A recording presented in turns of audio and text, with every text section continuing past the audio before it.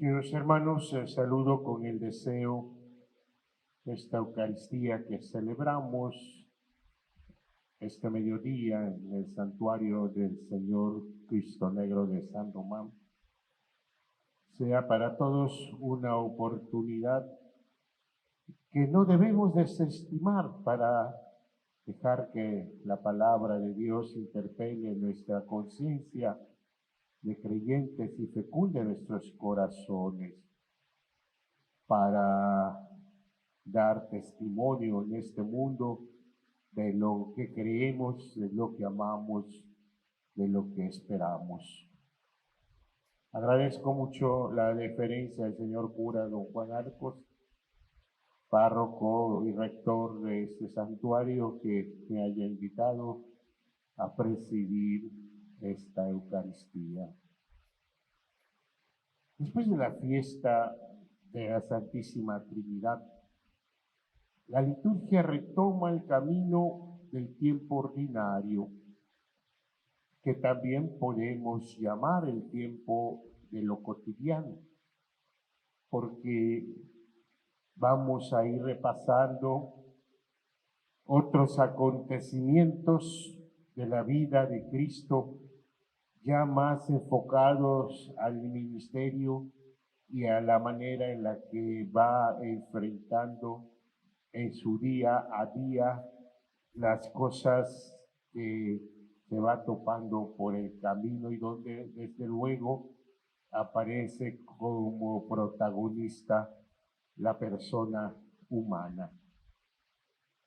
¿Y quién más que San Marcos, que es un evangelista que a pesar de su temprana edad dentro de la vida cristiana y con ese don de amanuense y de inspiración divina, nos presenta un evangelio en 16 capítulos que nos pone en el contexto de muchas cosas que a la letra pueden parecer interesantes y verlas con una profundidad de fe que nos ayude a creer realmente desde su propio origen en nuestro Señor Jesucristo.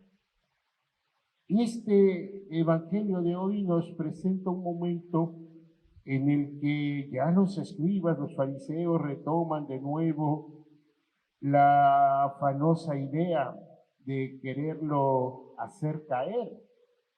Al principio, desde luego, todo parecía ser que había que investir a una persona, a un personaje que venía de la calle, pudiéramos pensar, y que de repente está ganando público. Y son muchos los que lo siguen, son muchos los que creen en él, son muchos los que lo buscan. Y todavía en algunas ocasiones ya ha dejado entrever que su misión es mucho más grande que la de los profetas, que la de incluso el Bautista, ¿verdad? Entonces tiene que haber algo en lo cual podemos desdecirle, ¿verdad? Tenía que haber algo en lo cual pudiera ponerlo en entredicho.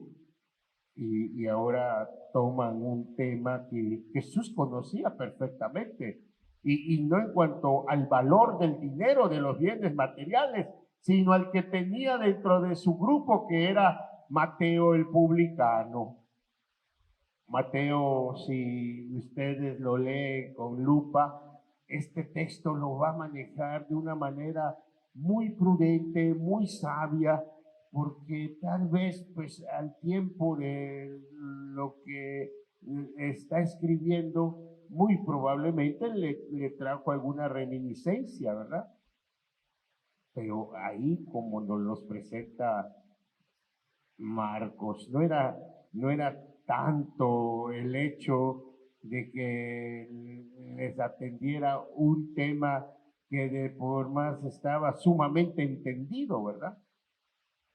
y sobre todo porque ellos sabían quién era la figura del César, y aunque no eran romanos, ellos sabían perfectamente lo que Roma pensaba y cuidaba de la figura del César, que en tiempos de Jesús pues todavía se estaba estrenando prácticamente al primer emperador César Augusto, ¿verdad? Que fue sobrino de Julio César, aquel hombre que le arrebataron la vida sus propios concejales para que no llegara a formar la República Romana, ¿verdad? Y lo matan, pero este muy listo ya había dejado en papel que el trono lo recibiría su hijo, perdón, su sobrino, que era un joven de 17, 18 años, esa es la edad que tenía César Augusto, porque toma el nombre de César en unión, en gratitud a su tío, ¿verdad? Y era un hombre muy duro, muy exigente, y un hombre que sabía que los sueños de su tío los tenía que cristalizar, y por eso había que traerse todo, el dinero, los bienes, todo lo que se pudiera de las colonias romanas para que tuviera más poder. Y era un tema que nadie en Jerusalén podía refutar, no había cómo. Lo que ellos están atendiendo es cómo es que tú tienes a un publicano. ¿Qué no sabes tú que ese le puede dar la vuelta a la moneda y entonces dedicarse a servir al César? Que se decida. Entonces, si tú lo tienes ahí, quiere decir que no es obligación pagarle al César. Y luego Jesús también ha tenido por ahí un momento difícil donde se le olvidó pagar el impuesto, van y se lo cobran, y él le dice a Pedro, ve al lago, sacas un pez, le abres y ahí vas a encontrar unas monedas, paga tu impuesto y el mío, ¿verdad? Son muchas las líneas de interpretación, pero yo creo que para nosotros nos conviene más pensar en esa identidad de la vida cristiana de la cual muchas veces queremos revestirnos para huir o justificar actitudes que son propias de los compromisos éticos, morales que tenemos con la sociedad, que tenemos con otras instituciones, que tenemos como seres humanos. Y a veces nos revestimos de esa identidad de cristiano para justificar esa negativa. O puede pasar al revés, como los que hoy quieren vivir como si Dios no existiera, dándole al mundo lo que es del mundo y viviendo y disfrutando el mundo con la única finalidad de estar bien, sentirse bien, pasarla bien, en una moral hasta un tanto demasiado estimativa en todo. Hasta en el querer estar bien y ser bien, se pueden hacer cosas buenas, aunque no sean las que vistas desde la óptica de Dios, sean las que se deben de hacer. Hoy, por ejemplo, mucha gente ve bien, que agarra cualquier bien que ya no quiere, que ya no le sirve, y va y lo vende y ya no lo regala, sino que da un bien a alguien que le hace falta por un costo menos de su valor, y él también tiene un bien económico y que de algo le puede servir. El cristiano no. El cristiano ve que sirve, que todavía tiene uso y lo regala, no lo vende. No lo vende. Porque la donación moral en el sacerdocio, en el cristiano, es total, es plena. Por eso aquel catecismo primero de la iglesia antigua, ¿verdad? Llamado la Didaqueo, el de los 12 apóstoles, decía a la letra en alguna de sus partes que la limosna sude en las manos hasta que sepamos dónde va a caer. Y aunque si nosotros quisiéramos aplicar al pie de la letra este texto, pues sería muy complicado vivir solo dándole a Dios lo que es de Dios sin ningún otro interés, porque también nosotros a veces en la iglesia, hasta los mismos pastores, buscamos el estar bien, el sentirnos bien, el pasarla bien, ¿verdad? Y luego, pues, cuando nosotros esta cuestión de imagen no la sabemos conducir, pues sucede que confundimos a los demás. Sucede que distorsionamos el valor de la fe, del evangelio. Sucede que la fe no responde al acto humano, o el acto humano no justifica la fe. Como va a decir un gran catequeta bíblico, Santiago, ¿verdad? Muéstrame tus obras, que yo por mi fe te mostraré las mías, ¿verdad? Porque el cristiano hace una opción fundamental por ser cristiano, y todo lo suyo. Vamos pensando, por ejemplo, en todos estos santos: Francisco de Asís, Teresa de Ávila, Felipe Neri, Ignacio de Loyola y algunos reyes de Francia que tenían muchísimo dinero y todo lo gastaron en hacer efecto la caridad cristiana, ¿verdad? Yo creo que este evangelio debería ayudarnos a hacer un momento de discernimiento, con todo respeto, y tratar de descubrir en nuestra experiencia cotidiana de fe que expresamos, que decimos, de la que hablamos, de la que queremos que el otro viva, si realmente está completa. Porque si solo es darle a Dios lo que es de Dios y no ayudar al otro, pueda que no funcione mi donación a Dios, ¿verdad? O revestirme de una fe cristiana para buscar a un Dios que me solucione todas las cosas que necesito, y tampoco esto sería bueno, ¿no?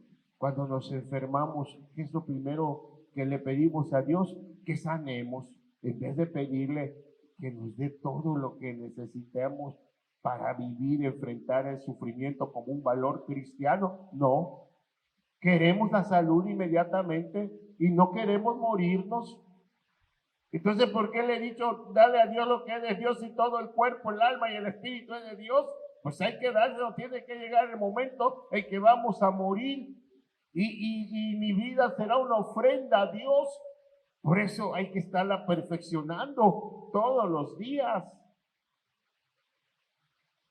Y esta segunda parte del tiempo ordinario magníficamente nos va a llevar de la mano junto al Jesús glorioso, al Jesús que ha retornado al cielo, ha entregado la obra, nos ha abierto de nuevo el cielo, para que nos animemos en eso, en darle a Dios lo que es de Él, todo lo que Él nos dio, devolvérselo, pero planificado.